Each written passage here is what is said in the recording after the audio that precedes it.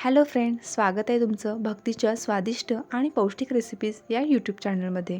तर आजची रेसिपी खूप खास आहे, ती म्हणजे भरलेली वांगी. एकदम हटके स्टाईलमध्ये दाखवलेली ही भरलेली वांगी खूप लोकांना प्रचंड आवडते. तर ही भरलेली वांगी ताटाला लावल्यानंतर एका जागी तुम्ही 2 भाकरी खाल अशी ही एकदम चटपटीत आणि तितकीच मसालेदार अशी भरलेली वांगी कशी करायची हे आता आपण पाहणार आहोत. चला तर मग वेळ न वाया घालवता आपण रेसिपीला सुरुवात करूया. तर ही भरलेली वांगी तुम्ही टिफिनसाठी नक्कीच देऊ शकता. तर पाहता क्षणी तोंडाला पाणी सुटेल अशी ही रेसिपी आहे. तर इथे मिक्सरच्या भांड्यामध्ये साधारणतः एक 10 ते 12 लसणाच्या पाकळ्या इथे घेतलेल्या आहेत आणि एक मूठभर आपल्याला कोथिंबीर घ्यायची आहे. आता ही कोथिंबीरची पेस्ट आपल्याला करून घ्यायची आहे. तर इथे मी वांग्याच्या अशा प्रकारे कट करून घेतलेले आहेत.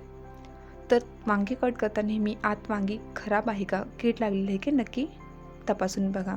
आता एका ताटामध्ये आपण सारण बनवणार आहोत. तर त्यासाठी इथे 2 वाटी आपल्याला शेंगदाण्याचा कूट लागणार आहे. जितकं वांगी जास्त त्यानुसार आपल्याला कूटचं प्रमाण घ्यायचं आहे. जर कूट जास्त असेल त्यामुळे काय होतं, आपलं जे आधण असतं किंवा जी रस्सा भाजी असते ती एकदम जास्त बनते. आता यामध्ये लसूण आणि कोथिंबीरची पेस्ट घालून घ्यायची. 1 चमचा हळदपूड, 1 चमचा गरम मसाला, 1 चमचा धनेपूड, त्याचबरोबर 1 चमचा आपल्याला ते साखर घालायची आहे. साखरेमुळे जे सारण आहे त्याला एक वेगळी चव लागते. आता यामध्ये आपण घालणार आहोत चवीनुसार तिखट. इथे साधारणतः 2 चमचे मी लाल तिखट वापरलेलं आहे. आता आपण घालणार आहोत चवीनुसार मीठ. आता हे जे सर्व साहित्य आहे ते एकत्र आपल्याला करून घ्यायचं आहे.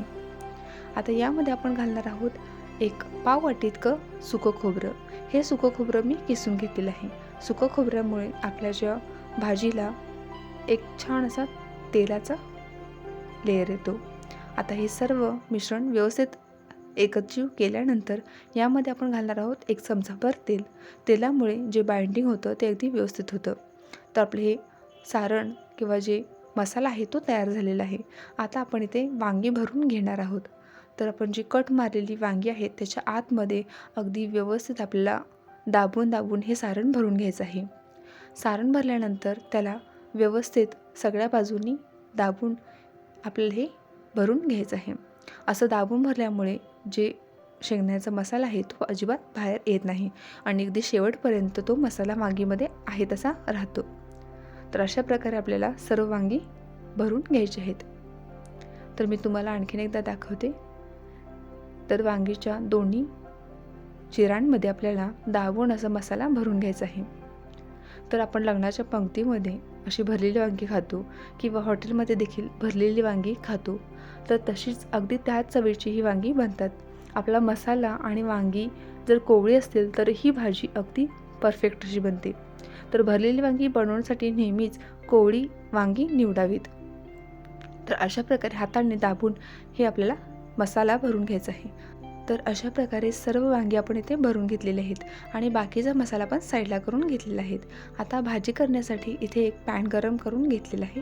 आता पॅनमध्ये साधारणतः एक 5 ते 6 चमचे आपल्याला तेल घालून घ्यायचं आहे. भरलेली वांगी करायची असल्यास तेलाचा हात थोडा जास्तच ठेवावा, त्यामुळेच भाजीला अगदी रुचकरशी चव लागते. तर तेल चांगलं तापल्यानंतर आपल्याला 1 चमचा मोहरी घालायचे, 1 चमचा जिरे आणि 1 चमचा तीळ घालून घ्यायचे आहे. नेहमीप्रमाणे आपल्याला फोडणी तयार करून घ्यायची आहे. पण लक्षात ठेवा मैत्रिणींनो, कोणतीही भाजी करताना आपण फोडणी करताना फोडणी चांगली तडतडू द्यावी. तर फोडणी कच्ची राहिली तर मोहरीचा कडवटपणा भाजीमध्ये येतो आणि भाजीचं बिघडते. त्यामुळे मोहरी पूर्ण तडतडल्यानंतरच आपल्याला पुढची प्रोसेस करायची आहे. आता आपली फोडणी छान तडतडू लागलेली आहे. आता यामध्ये 10 ते 12 कढीपत्त्याची पाने घालून घेतलेली आहेत. आता हे देखील अगदी व्यवस्थित मिक्स करून घेतलेलं आहे. आता हे घालून झाल्यानंतर आपण जे वांगी भरून घेतले होते ते आता ह्याच्यामध्ये घालून घ्यायचे आहेत.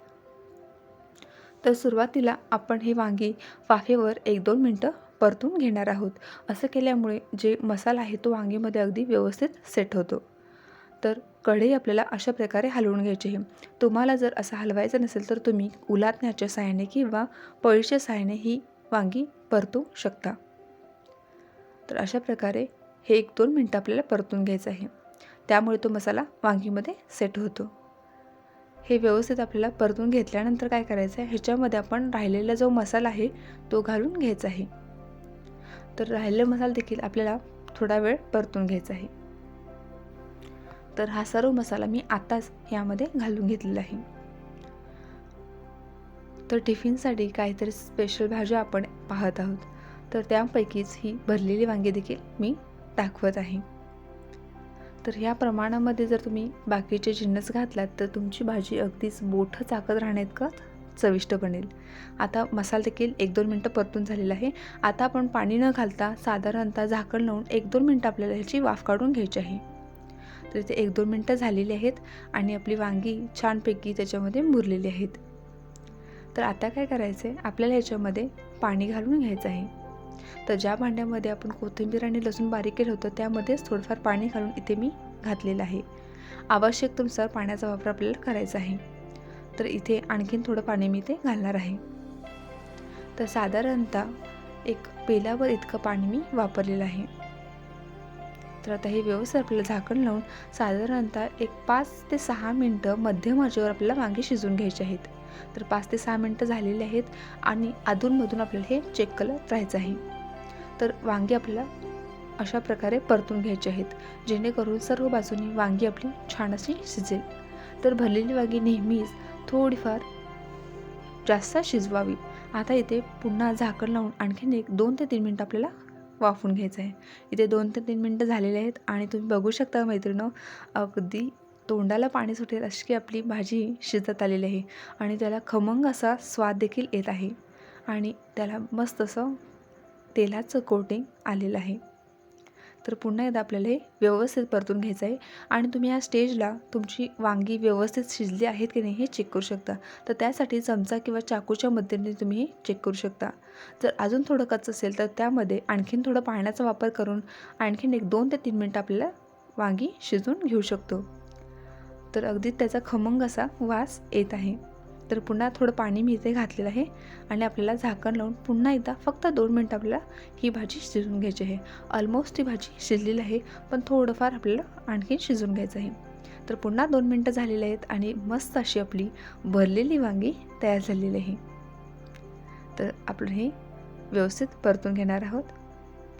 तर एक भाकरीच्या ऐवजी 2 भाकरी नक्कीच जातील अशी ही भरलेली वांगी तुम्ही नक्कीच ट्राय करून बघा. अगदी हटके स्टाईलमध्ये रेस्टॉरंटमध्ये किंवा हॉटेलमध्ये जशी मिळते तशा प्रकारची ही भरलेली वांगी ही रेसिपी तुम्हाला कशी वाटली हे नक्की मला कमेंटमध्ये सांगा. भक्तीच्या स्वादिष्ट आणि पौष्टिक रेसिपीज या यूट्यूब चॅनलला नक्की सबस्क्राईब करा, लाईक करा आणि शेअर करा. तर बघताना मित्रांनो किती मसालेदार आणि अगदी चटपटीत ही भाजी झालेली आहे. तर पाहता क्षणीच छान वाटेल अशी भाजी. हा व्हिडिओ पाहिल्याबद्दल तुम्हा सर्वांचं मनापासून धन्यवाद.